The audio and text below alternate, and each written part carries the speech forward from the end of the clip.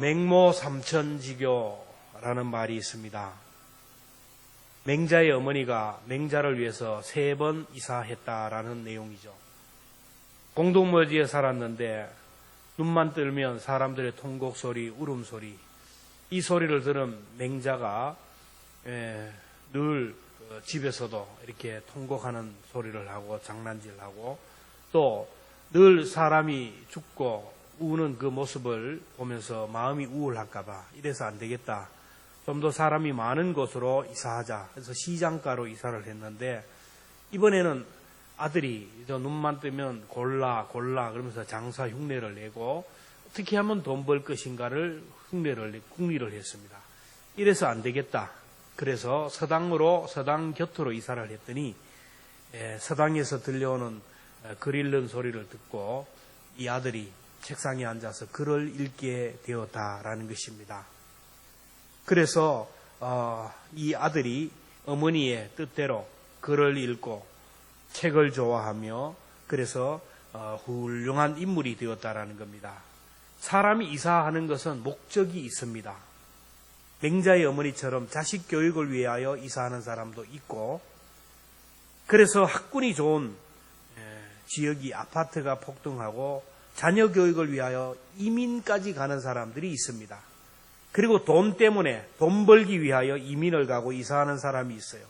우리나라도 중동으로 독일로 또 미국으로 돈 벌기 위하여 이민 갔던 사람들이 많습니다. 지금도 코리안 드림을 꿈꾸고 한국으로 이렇게 찾아오는 사람들이 많죠. 또 살기 좋은 환경을 위하여 물 좋고 공기 좋은 것을 찾아서 문화적인 혜택을 누리기 위해서 이사를 하는 사람들이 있습니다. 이처럼 사람들은 저마다 목적을 가지고 거주지를 옮기는데 롯이 그랬다라는 것입니다. 롯은 그 당시 목축업을 하기 때문에 물이 좋고 목초지가 풍성한 곳, 또 문화와 문명이 발달된 곳으로 거주지를 옮겨갔는데 그것은 성경을 보면 자기가 보고 싶은 곳을 선택해 갔다라는 것이죠. 10절에 이에 롯이 눈을 들어 요단 지역을 바라본 즉 자기가 봤다라는 거예요. 자기가 까치발을 들고 자기가 두 눈을 부릅뜨고 자기가 봤어요. 자기의 눈으로, 자기의 이성으로, 자기의 욕망으로, 자기의 감정으로 보고 선택했다라는 거예요. 하나님보다는 세상을, 의리보다는 자기의 욕망을 선택했고 영적인 것보다는 육적인 것을 선택했습니다. 남미의 조상들, 지금 가나안의 대명사가 있는 대명사로 불리는 남미의 조상들은 금을 찾아서 남미를 찾았지만 금도 못 찾고 하나님도 못 찾고 가나안의 대명사라는 후예들을 남기는 오명을 남겼듯이 롯도 마찬가지입니다. 결국 잘못된 선택한 요 롯은 아내를 잃어버리고 두 사위를 잃어버리고 두 딸과 함께 겨우 구원을 받았지만 씻을 수 없는 오명을 남겼습니다. 오늘 본문에 나오는 아브라함은 그렇지가 않았어요. 아브라함이 어떻게 선택했습니까? 14절 말씀 같이 읽겠습니다. 시작. 롯이 아브라함을 떠난 후에 여호와께서 아브라함에게 이르시되 너는 눈을 들어 너 있는 곳에서 북쪽과 남쪽 그리고 동쪽과 서쪽을 바라보라.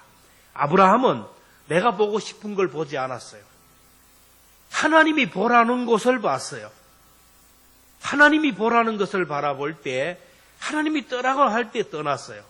우리가 삶을 선택할 때 항상 기준은 그래요. 지금도 그래요. 주일날 자기 눈으로 자기 생각으로 보는 사람은 눈을 뜨면 오늘 세상으로 향하는 사람이 있어요. 내 할 일을 생각하고 세상을 향하여 보는 사람은 세상으로 가지만 오늘 우리는 하나님께서 보라고 해야 돼요. 눈을 들어서 말씀으로 보기 때문에 그 땅을 우리가 들어오는 것입니다. 믿음의 길을 선택했던 아브라함이 어떻게 했습니까? 오늘 아브라함의 길을 묵상하면서 우리의 신앙을 점검하고 삶의 궤도를 수정하는 시간이 되었으면 좋겠습니다.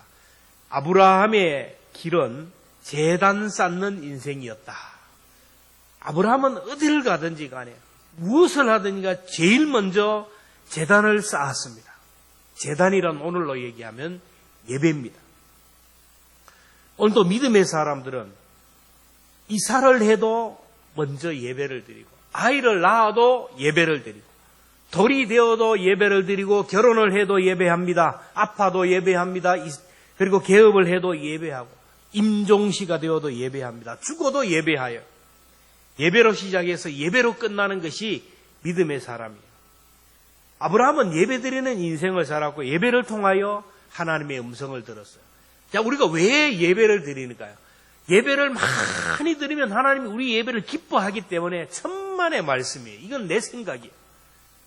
예배를 드리는 이유는 예배를 통하여 하나님의 음성을 듣기 위해서, 예배를 통하여 하나님의 음성을 듣고 하나님의 뜻을 구하기 위해서, 하나님이 우리에게 원하는 뜻을 알기 위하여 예배를 드려요. 아브라함은 제단을 쌓으면서 하나님의 음성을 들었다라는 거예요. 그 시대에 하나님이 아브라함에게만 말씀하셨겠습니까? 그런데 아브라함만이 하나님의 음성을 듣고 응답을 했어요. 스데반의 설교를 들어보면 영광의 하나님이 스데반에게 나타났다 했습니다. 사도행전 7장 3절에 보면 스데반이 이르되 여러분 부형들이여 들으소서, 우리 조상 아브라함이 하란에 있기 전 메소포타미아에 있을 때에 영광의 하나님이 그에게 보여 이르되 내 고향과 친척을 떠나 내가 내게 보일 땅으로 가라 하시니, 아브라함이 메소포타미아에 있을 때 영광의 하나님이 아브라함에게 말씀하실 때 아브라함이 그 음성을 듣고 순종했다라는, 메소포타미아라는 말은 아브라함의 고향으로서 히브리 문화와 애굽 문화와 헬라 문화를 꼽히온 문명의 발상지입니다. 그 지역은 세계 최강 문명이 발달된 도시였는데 아브라함의 아버지 데라가 그곳에서 우상을 만들어서 팔음으로 인하여 막대한 재산을 가지고 있었어요. 우상 숭배가 만연한 곳에 아브라함이 성장했습니다. 그런데 그곳에서 영광의 하나님이 아브라함을 불러주셨다는, 하나님의 부르신 음성을 들은 아브라함은 그곳을 떠나 하란으로 갔다는, 하란에서 이제 거주하다가 아버지 데라가 죽자 하나님이 또 아브라함에게 말씀하는 겁니다. 창세기 12장 1절에 보면 여호와께서 아브라함에게 이르시되 너는 너의 고향과 친척과 아버지의 집을 떠나 내가 내게 보여줄 땅으로 가라. 아브라함은 제단을 쌓으면서 하나님의 음성을 들었어요. 오늘 본문 18절에 보면 여호와를 위하여 제단을 쌓았더라. 하나님의 음성을 듣는 자들의 삶을 보면 공통적인 것이 제단을 쌓았다라는 거예요. 사무엘도 하나님의 음성을 들었던 사람인데 사무엘상 7장 17절에 보면 라반으로 돌아왔으니 이는 거기에 자기 집이 있습니다. 거기서도 이스라엘을 다스렸으며 또 거기에 여호와를 위하여 제단을 쌓았더라. 여러분, 왜 예배를 드리는 겁니까? 하나님의 음성을 듣기 위해서, 하나님의 뜻을 찾기 위해서예요. 저도 예배 드리다가 주님의 부르심을 받았어요. 예배 시간에 하나님이 강력하게 말씀하시고 구체적으로 말씀하시고 아주 알아듣기 쉽게 설득하고 설명하는 시간입니다. 근데 예배 시간에 하나님의 음성을 못 듣는 사람은 일상적인 삶 속에서 하나님의 음성을 들을 수가 없어요. 여러분들은 예배를 드리면서 하나님의 음성을 듣고 계십니까? 예배를 드리면서 하나님이 내가 너를 사랑한다, 내가 너와 함께 할게, 내가 너를 책임지고 내 자녀들을 내가 책임질게, 이런 음성을 듣습니까? 예배 시간에 하나님이 나를 사랑한다는 것이 느껴져요. 예배 드리다 보면 하나님이 나와 함께 하시는구나, 하나님이 나를 사랑하시는구나, 하나님이 나와 내 삶을 책임져 주시겠다라는 느낌이 생기는, 이거는 지금 하나님이 나에게 말씀하는 거예요. 우리가 평소에 성경을 읽으면서 설교를 들으면서 신앙생활을 하면서 하나님의 음성을 자꾸 듣는 사람이 죽음의 순간이 될 때, 사망의 음침한 골짜기 죽음의 순간이 되면 하나님이 부르시는 소리를 들을 수가 있어요. 평소에 하나님의 음성을 듣지 못한 사람은 마지막 순간에 하나님의 음성을 들을 수가 없어요. 불러도. 요한복음 5장 25절에 보면 진실로 진실로 너희에게 이르노니 죽은 자들이 하나님의 음성을 들을 때가 오나니 곧 이때라. 듣는 자는 살아나리라. 죽음의 순간에 내 이름을 부를 때 그 음성을 듣는 자만이 살아나요. 병원에 우리가 대기하고 있을 때 내 이름을 불러주어야 들어가는 거예요. 천국에 아무리 들어가고 싶어도 하나님이 내 이름을 불러줄 때 천국에 들어갈 수가 있어요. 마지막 순간에 주님이 내 이름을 불러주는 그 하나님의 음성을 듣기 위해서는 우리가 이 땅에 살면서 예배 시간에 하나님의 음성을 자꾸 듣는 훈련을 해야 위기의 순간에, 고난의 순간에 하나님의 음성이 들린다라는 거예요. 그러기 위해서는 아브라함처럼 제단 쌓는 인생이 되어야 됩니다. 아브라함에게 있어서 우선순위는 첫째는 제단이고 둘째가 장막이고 셋째가 목축이었어요. 창세기 12장 7절에 보면 여호와께서 아브라함에게 나타나 이르시되 내가 이 땅을 내 자손에게 주리라 하신지라. 자기에게 나타나신 여호와께 그가 그곳에서 제단을 쌓고 제단을 쌓았어요. 12장 8절에 보면 거기서 베델 동쪽으로 옮겨 장막을 치니 제단 쌓고 장막을 쳤어요. 서쪽으로는 베델이요 동쪽은 아이라. 그가 그곳에서 여호와께 제단을 쌓고 여호와의 이름을 불렀더니 점점 남방으로 옮겨갔더라. 제단을 쌓고 장막을 쌓고 장막을 치고 그 다음에 목축을 했어요. 우선순위가 제단이에요. 그 다음이 장막이고 그 다음이 목축이었어요. 오늘 표현하면 예배가 우선이고 그 다음이 가정이고 그 다음이 직장이고 생업이에요. 근데 오늘 이 순서가 완전히 바뀌어버렸어요. 오늘 현대인들의 제일 우선순위가 뭡니까? 목축이에요. 사업입니다. 돈입니다. 그 다음이 가정이에요. 예배가 자꾸 밀리고 있어요. 하나님의 음성을 듣는 사람은 제단 쌓는 것이 우선이어야 됩니다. 시대마다 우리가 하나님께 나아가고 예배의 자리에 나가는데 방해하는 요소들이 많습니다. 핍박과 환난이, 배부름과 안일이, 나태함이 예배의 자리에 가는데 방해가 되고, 오늘의 시대는 코로나라는 것이 예배의 자리를 나가지 못하도록 방해하는 거예요. 여러분, 장애물은 넘어서는 거고 극복하는 거지 걸려 넘어서는 안 돼요. 미국의 조상들인 퓨리탄들이 종교의 자료를 찾아서 영국을 떠납니다. 그래서 영국을 떠나서 메이플라워를 타고 신대륙에 떠났는데 이들은 하나님을 찾아서 마음껏 예배하기 위하여 신대륙에 도착했어요. 그곳에 그들이 제일 먼저 한 것은 교회를 짓는 것이었어요. 그리고 집을 지었어요. 그들의 일화를 보면 인디언들이 교회를 짓지 못하도록 방해를 하고 주일이면 예배하지 못하도록 언덕에서 총을 쏴면서 막 칼을 쏴면서 공격을 했어요. 그 환란을, 그 예배 방해를 하는 그들을 싸우면서 예배하러 올라가는 모습들이 나오는데, 마차를 방패막이로 하고 노약자들을 보호하면서 장정들이 이 인디안들과 싸우면서 목숨 걸고 예배당으로 올라가는 그런 모습들이 있어요. 우리나라도 일제 압제 속에서 목숨 걸고 예배를 드렸어요. 오늘의 시대는 누가 예배 드린다고 방해하는 사람도 없는데 육신의 안일함이, 세상 일이 너무 좋아서, 세상이 너무 잘 되어서 예배가 자꾸 밀리고 있다라는 거예요. 예배가 밀린다라는 것은 내 삶의 적신호예요. 내 인생에 적신호가 왔다는 것을 기억해야 됩니다. 믿음의 조상 아브라함은 제단 중심으로 살았어요. 원하기는 여러분들이 주님 앞에 서는 순간까지 그 어떤 것도 내가 하나님 앞에 예배하는 그 자리를 방해하지 못하도록, 그 어떤 것에 의해서도 예배의 자리를 빼앗기지 않기를 주의 이름으로 축원합니다. 저 북한에 있는 동포들은 예배 드리고 싶어도 드릴 수가 없어요. 그런데 오늘 우리는 마음껏 예배의 자유가 있음에도 불구하고 여러 가지 핑계로 인하여 예배가 자꾸 밀리고 있는 거예요. 이거는 내 인생에 얼마나 마이너스가 되는지 몰라요. 내가 예배 한번 안 드리면 내 통장에서 10만 원씩 빠져나간다면 목숨 걸고 예배 드릴 거예요. 근데 우리가 꼭 기억할 것은 예배 드리지 않고 하나님과의 관계가 문제가 되면 동가는 상상할 수 없는 그런 가치들이 내게서 떠나간다는 것을 사람들은 몰라요. 하나님과의 관계가 서먹해지면 내게서 너무 많은 것을 잃어버린다는 것 꼭 기억하시고 제단 쌓는 인생 되기를 주의 이름으로 축원합니다. 아브라함의 길은 사람을 얻는 인생이었어요. 하나님이 아브라함에게 주신 것이 약속이 뭐냐면 땅이고 민족이고 사람이었어요. 여러분, 땅은 국토를 의미합니다. 그리고 민족은 국민을 얘기해요. 그리고 주권은 하나님이 다스리는 나라. 그래서 국토와 국민과 주권이 이루어지면 한 나라가 되지 않습니까? 하나님이 아브라함에게 약속하신 것이 바로 국토와 국민과 하나님의 주권이 이루어지는 하나님의 나라를 주시겠다 약속했습니다. 창세기 12장 1절 2절 같이 함께 말씀을 읽겠습니다. 시작.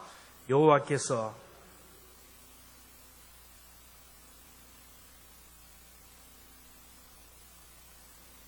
내가 너로 큰 민족을 이루고 내게 복을 주어 내 이름을 창대하게 하리니 너는 복이 될지라. 자, 하나님이 아브라함에게 약속한 것은 사람입니다. 사람. 하나님의 부르심을 받고 아브라함은 사람 얻는 인생을 살았어요. 사람과 좋은 관계를 맺고 그 사람의 마음을 얻고 그 사람을 사랑하고 섬김으로 하나님의 사람으로 세우고 이 땅에 하나님의 사람들로 가득한 하나님의 나라를 세우는데 집중했어요. 조카 롯이 아브라함의 목자와 함께 싸울 때, 좋은 꼴을 얻기 위해 싸울 때 아브라함은 롯에게 양보합니다. 싸우지 않았어요. 다투지 말자.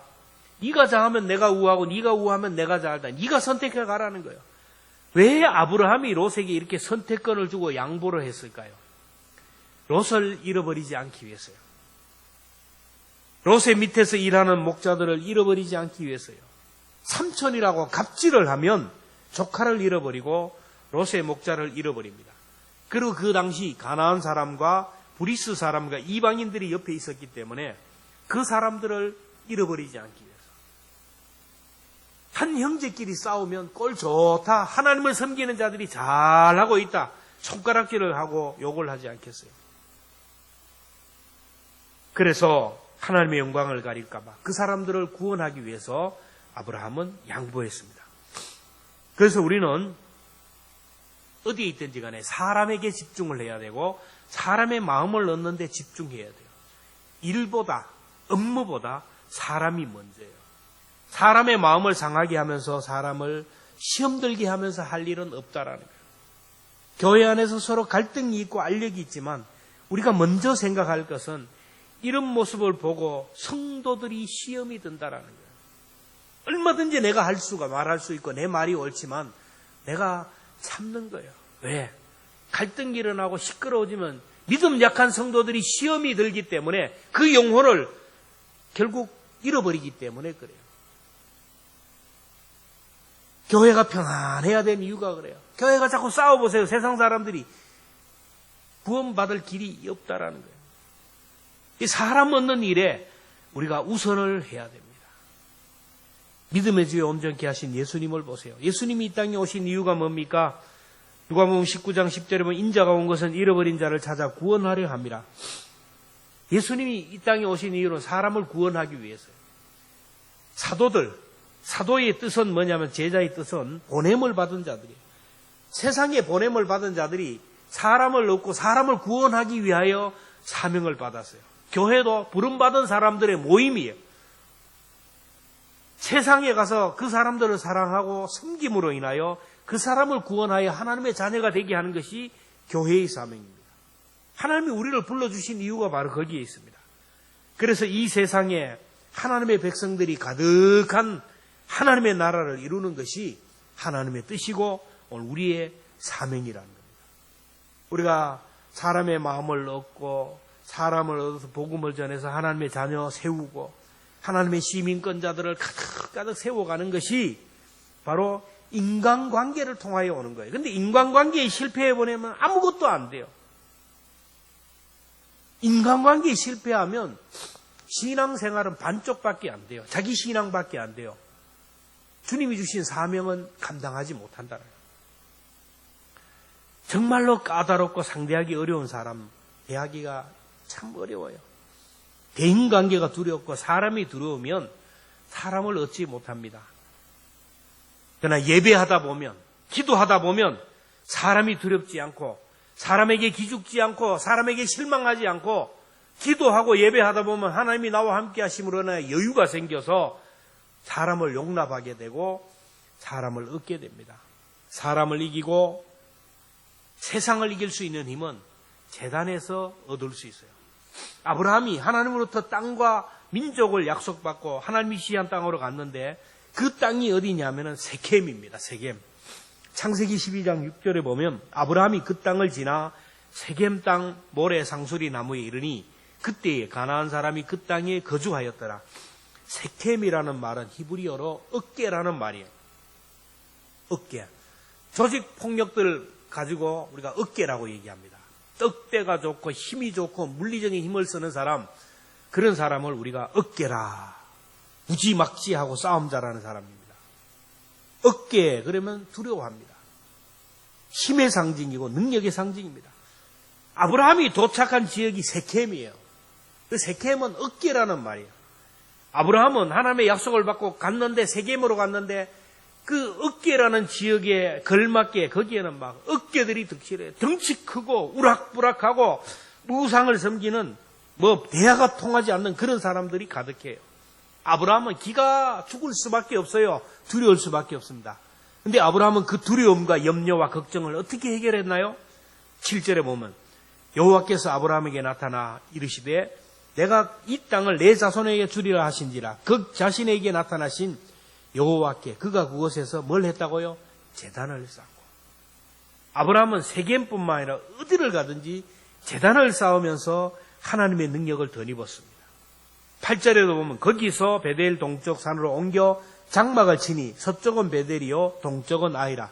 그가 그곳에서 여호와께 제단을 쌓고 여호와의 이름을 불렀더니. 우리가 이 세상에서 힘을 얻을 수 있는 방법, 이 세상에서 기가 죽지 않고, 이 세상에서 담대하고, 이 세상에서 정말 하나님 주신 힘으로 승리할 수 있는 비결은 예배의 자리를 통하여 힘을 얻는 수밖에 없어요. 우리가 보는 세상은 골리앗이 가득해요. 우리를 위협하는 악한 사탄마귀 어둠의 건세, 어깨와 같은 사람들이 많아요. 우리가 어떻게 그들에게 갑니까? 예배의 자리에 올라올 때, 예배의 자리에서 은혜를 받을 때 우리가 세상이 두렵지가 않는 거예요. 예배하러 올라올 때는 걱정, 염려, 근심이 많았지만 그러나 예배 마치고 돌아갈 때는 마음에 평안이 가득합니다. 새 힘을 얻고 갑니다. 지혜를 얻고 갑니다. 그래서 예배가 살면 삶이 살고 예배가 살면 가정이 사는 거예요. 코로나로 인하여 우리 몸도 마음도 많이 지쳐있고 상해져 있습니다. 이럴 때일수록 예배를 통하여 은혜를 받아야 되고 충전을 받아야 되고 새 힘을 얻어야 돼요. 그래야 사람을 얻을 수가 있어요. 그래야 전도할 수 있습니다. 그래야 복음을 전하고 하나님의 나라가 확장될 수 있어요. 아브라함처럼 사람을 얻는 일에 집중할 수 있기를 주의 이름으로 축원합니다. 아브라함의 길은 마지막으로 순종하는 인생이었어요. 아브라함 하면 믿음의 조상, 닉네임이 나오는데 믿음이란 한마디로 순종이라는 거예요. 믿음이 있다 없다라는 말은 어떻게 판정하느냐 하면 순종하느냐 뭐 하느냐에 달려 있어요. 우리가 어디 가도 음식을 마음껏 먹잖아요. 그 음식을 먹는 거 이유는 이 음식에 누가 독을 넣지 않았나? 의심하면 못 먹는 거예요. 근데 이 음식이 안전하다는 것을 믿기에 음식을 먹는 겁니다. 우리가 사는 세상은 신뢰 사회예요. 믿음의 사회가 아닙니다. 이렇게 앉아 예배하는데 이곳이 안전하다는 것을 믿기에 예배 드리는 거예요. 근데 막 지붕에서 막 뚝뚝뚝 소리가 나고 막 금이 가면 제가 아무리 앉아 있으세요. 하나님이 함께 하십니다. 그래서 다 도망갈 거예요. 믿음이 있기 때문에 앉아서 예배하는 거예요. 코로나 상황이지만 이렇게 예배의 자리에 나와서 예배 드릴 수 있는 것은 이 자리가 안전한 자리라는 것을 믿기에, 그리고 하나님이 우리를 지켜주신다는 것을 믿기 때문입니다. 근데 교회 가면 코로나에 걸린다. 이 잘못된 정보로 인하여 교회에 나오지 못한 사람들이 많아요. 불안해서 못 나가는 거예요. 그래서 교회가 반토막이 나는 거예요. 신뢰하고 믿으면 행동하게 되고 믿으면 순종하게 된다는 것이 아브라함을 통하여 증명돼요. 아브라함은 하나님의 능력을 믿었기에 하나님이 말씀하시면 무조건 아멘하고 순종했어요. 본토 친척 아비집을 떠나라. 아멘하고 떠났어요. 우리가 남의 얘기니까 그래 그런데 우리식으로 얘기하면 어떻게 해요? 본토 친척 아비집. 그 당시는 본토 친척 아비집은 목숨이 걸린 거예요. 생명이 걸린 겁니다. 이 집을 떠나면 강도가 산적들이 가득해요. 집을 떠나면 곧바로 그냥 생명의 위협을 느끼는 거예요. 사지로 들어가는 거예요. 그럼에도 불구하고 아브라함은 떠났다라는 거예요.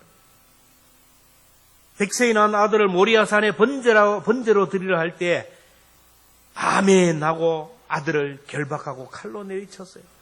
아브라함이 독자 이삭을 번제로 드릴 때 어떤 믿음을 가졌을까요? 오늘 우리가 이걸 알아야 돼요. 어떤 믿음일까요? 여러분, 먼저 아브라함의 믿음은 너를 통하여 자손을 주시겠다. 내 자손을 하늘의 별과 같이 많게 하시겠다는 언약의 말씀을 믿었어요. 언약의 말씀. 우리는 무조건 믿는 게 아니에요. 무조건 믿는 게 아닙니다. 덮어놓고 믿는 게 아닙니다. 하나님이 너를 통하여 하늘의 별과 같이 많은 자손을 주겠다.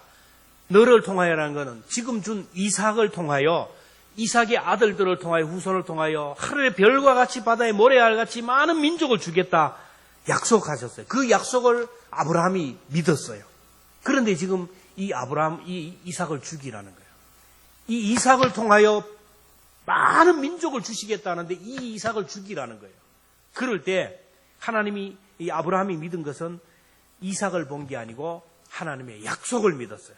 아들을 통하여 민족을 주시겠다는 나와 약속한, 나와 계약한 그 하나님을 믿었다라는 겁니다. 아들이 죽으면 하나님의 약속이 이루어지지 않는데 하나님이 아들을 죽이지 않을 것이라는 믿음이 있었어요. 그런데 더 기가 막힌 것은 비록 하나님이 이 아들을 죽인다 할지라도, 이 아들이 죽는다 할지라도 하나님은 전능하신 분이기에 이 아들을 살려주실 것이라는 믿음이 있어요. 히브리서 11장 19절에 보면 그가 하나님이 능히 이삭을 죽은 자 가운데서 다시 살리실 줄로 생각한지라. 여러분, 아브라함의 믿음이 얼마나 대단합니까? 철저하게 하나님의 언약, 약속을 믿었어요. 아들 이삭의 믿음도 대단하는 거예요. 이삭은 아버지를 믿었어요. 하나님을 믿었습니다. 그리고 스스로 제단에 결박이 되어 누워버려요. 아버지가 나를 사랑하는 분인데 이렇게 하실 때는 뭔가 이유가 계실 것이다. 아버지를 믿었어요. 하나님께서는 말씀하실 때 그만한 이유가 계시겠지. 하나님을 믿고, 아브라함을 믿고 제단에 누웠어요. 그래서 아브라함이 아들을 결박하고 제단에 올려놓고 칼로 내리쳐요. 그때 여러분 너무너무 당황해하는 하나님의 모습을 봅니다. 우리 같이 함께 읽겠습니다. 시작. 손을 내밀어 칼을 잡고 아들을 잡으려 하니 여호와의 사자가 하늘로부터 그를 불러 이르시되 아브라함아, 아브라함아, 그 아이에게 내 손을 대지 말라. 그에게 아무 일도 하지 말라. 내가 내 아들 내 독자까지도 내 아끼지 아니하였으니 내가 이제야 내가 하나님을 경외하는 줄 아노라. 오늘 우리들이 하나님의 말씀에 순종하지 못하는 이유가 뭡니까? 성경을 읽을 때 주시는 말씀을 들을 때, 설교를 들을 때 주시는 말씀, 기도할 때마다 세미하게 나에게 주시는 말씀, 순종하지 못하는 이유가 뭐냐면은 약속을 못 믿어서 그래요. 약속. 나와 약속하신 이 말씀을 못 믿는 거예요. 말씀. 이대로 해가지고 되나? 세상이 어떤데 어떻게 하나님의 말씀대로 해서 되나? 못 믿는 거예요.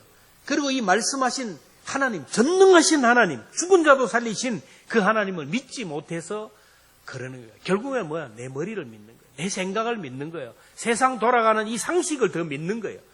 이 믿음은 믿음이 아니에요. 저는 믿음을 얘기할 때 항상 번지 점프에다 비유를 합니다. 여러분, 번지 점프를 할 때 우리가 볼 때는 별거 아닌데 사람이 가장 공포를 느끼는 그 높이입니다. 그 올라가면 밑을 내려보면 막 아찔아찔해요. 웬만한 용기를 가지고는 안 돼요. 근데 번지 점프를 할 때 서약서를 씁니다. 심장병이나 간질환이나 질환이 없어야 하고 교관의 지시에 절대 순종한다. 번지 점프를 하면서 부상을 당해도 소송하지 않겠다. 그럼에도 불구하고 서약에 도장을 찍고 사람들이 올라가요. 4만 원, 5만 원 돈 주고 올라가서 뛰어내려요. 5만 원 줘도 못 뛰어내리는데 돈 주고 뛰어내려요. 왜? 스릴을 맛보기 위해서요. 사람들이 번지점프에서 몸을 던질 수 있는 것은 이유가 뭡니까? 자기 발목에 묶인 안전한 로프, 생명 로프를 믿기 때문이에요. 근데 믿음의 사람은 뛰어내리지 못해요. 아예 나는 안 된다 하죠. 올라갈 생각도 안 해요. 근데 많은 사람들이 4만 원, 5만 원을 주고 올라가요. 올라가가지고 안전띠를 발에 메고 앞으로 갔다 뒤로 갔다 앞으로 갔다 포기하는 사람이 너무너무 많아요. 근데 탁 뛰어내리는 사람이 있어요. 어떤 사람이 뛰어내릴까요? 자기 발을 봐요. 딱 내 발을 묶고 있는 이 생명 벨트, 이걸 믿기에, 뛰어내려도 죽지 않는다는 걸 믿기에, 조금 전에 사람도 뛰어내리고 어제도 뛰어내리고 사람들이 뛰어내려서 죽지 않았기에 나도 죽지 않을 것이다. 내가 뛰어내려도 이 줄은 끊어지지 않을 것이다. 믿음 때문에 뛰어내리는 것. 뛰어내림으로 인하여 스릴을 맛보는 겁니다. 번지 점프를 하는 사람들은 보는 게 있어요. 생각이 있어요. 나는 뛰어내려도 죽지 않는다. 생명 벨트가 나를 붙들고 있다. 그래서 눈을 감고 던지는 거예요, 몸을. 오늘 우리가 세상을 살면서 자꾸 문제를 바라보고 나 자신을 바라보면 순종할 수가 없어요. 세상을 바라보고 문제를 바라보면 이 문제가 점점 골리앗처럼 커서 우리를 짓눌러가지고 우리로 하여금 막 믿음이 없게 만들어요. 문제에 사로잡히게 돼요. 거센 파도를 바라보고 풍랑을 바라보면 믿음이 막 뚝뚝 떨어집니다. 내 아픈 몸을 바라보면 믿음이 뚝뚝 떨어져요. 자녀들을 바라봐도 그렇고 어려운 문제를 바라보면 바라볼수록 낙심하고 절망하고 한숨 쉬어요. 그래서 그걸 어떻게 할 것인가 인간적인 생각, 인간적인 방법을 동원하느라 보면 하나님의 말씀과는 전혀 상관없이 뛰어다니는 거예요. 그러나 믿음의 사람은 전능하신 하나님을 바라보는 거예요. 나를 사랑하시는 하나님, 나를 위하여 아들을 죽기까지 사랑하신 그 하나님, 말씀하신 것을 꼭 이루시는 신실하신 그 하나님을 바라보고 그 말씀대로 순종하며 나아간다는 거예요. 아브라함은 하나님이 약속하신 말씀 따라갔어요. 두려움이 있었지만, 걱정과 염려가 있었지만 약속을 믿었고 전능하신 하나님, 불가능이 없으신 그 하나님을 믿었어요.